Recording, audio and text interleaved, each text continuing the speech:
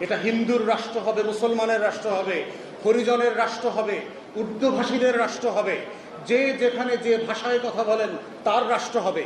এই যে সার্বিক জাতীয়তাবাদ, কম্প্রিহেন্সিভ ন্যাশনালিজম বলতে যেটা বোঝায়, সবাইকে অ্যাকোমোডেট করে একটা বাংলাদেশ গড়বার যে লড়াই, যেটাকে আমরা স্টেট বিল্ডিং বলি, নেশন বিল্ডিং বলি, জাতি গঠনের যে রাজনীতি, এই রাজনীতিটা বাংলাদেশে একমাত্র বুঝেছেন, করেছেন এবং ব্যক্তি জীবনে এটার একদম এমবেডিমেন্ট ছিলেন। যেই তার আপাদমস্তক এই রাজনীতিকে ধারণ করতেন, সেরকম একজন মানুষ ছিলেন শহীদ প্রেসিডেন্ট জিয়াউর রহমান।